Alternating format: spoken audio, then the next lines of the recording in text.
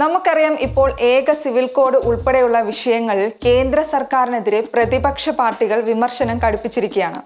ഏക civil code വിഷയത്തിൽ സംയുക്ത നീക്കം ആലോചിക്കാൻ മുസ്ലിം കോഓർഡിനേഷൻ കമ്മിറ്റി യോഗം ചേരുന്നുണ്ട്. കൂടാതെ ഏക സിവിൽ കോഡ് നടപ്പാക്കുന്നതിനെതിരെ KPCC നേതൃയോഗവും നാളെ ചേരുന്നുണ്ട്. എന്നാൽ പ്രതിപക്ഷ പാർട്ടികൾ പ്രതിഷേധം കടുപ്പിക്കുമ്പോഴും ഭരണ തുടർച്ചയുടെ വലിയ കാലയളവ് മുൻകൂട്ടി കാണാൻ സഹപ്രവർത്തകരെ ഓർമ്മിപ്പിക്കുകയാണ് പ്രധാനമന്ത്രി നരേന്ദ്രമോദി. 2024 ലോക്സഭാ തെരഞ്ഞെടുപ്പല്ല, 2047 ലക്ഷ്യം വെക്കണമെന്നാണ് കേന്ദ്രമന്ത്രിമാരോട് മോദി പറയുന്നത്. സമ്പൂർണ്ണ മന്ത്രിസഭാ യോഗത്തിലാണ് മോദി ഇക്കാര്യം പറഞ്ഞത്.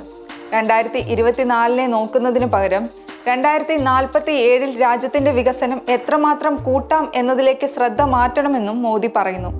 ഇന്ത്യക്ക് സ്വാതന്ത്ര്യം കിട്ടിയതിന്റെ 100ാം വാർഷികം അപ്പോഴാണെന്നും 2047 വരെ രാജ്യത്തിന് അമൃതകാൽ, അതായത് സുവർണ കാലമാണെന്നും മോദി പറയുന്നു. അടുത്ത 25 വർഷത്തിനകം ഒരുപാട് കാര്യങ്ങളിൽ മാറ്റമുണ്ടാകും.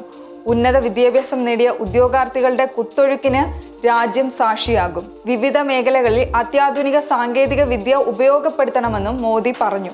കേന്ദ്രമന്ത്രിസഭയിൽ അഴിച്ചുപണി ഉണ്ടാകുമെന്ന അഭ്യൂഹങ്ങൾക്കിടെയാണ് സമ്പൂർണ്ണ മന്ത്രിസഭാ യോഗം മോദിയുടെ അധ്യക്ഷതയിൽ ചേർന്നത്. ഓരോ വകുപ്പുകളുടെയും മന്ത്രിമാരുടെയും വിലയിരുത്തലുകൾ ഉണ്ടായി. വിവിധ വകുപ്പ് സെക്രട്ടറിമാർ പദ്ധതികളുടെ അവലോകനം നടത്തി. വർഷകാല സമ്മേളനത്തെക്കുറിച്ചും വരാനിരിക്കുന്ന തിരഞ്ഞെടുപ്പുകളുടെ മുന്നൊരുക്കങ്ങളെക്കുറിച്ചും മോദി സംസാരിച്ചു. അടുത്ത 25 വർഷം ഇന്ത്യയുടെ വികസനത്തെക്കുറിച്ചുള്ള പദ്ധതി രൂപരേഖ എല്ലാം മന്ത്രാലയങ്ങളും അവതരിപ്പിച്ചു.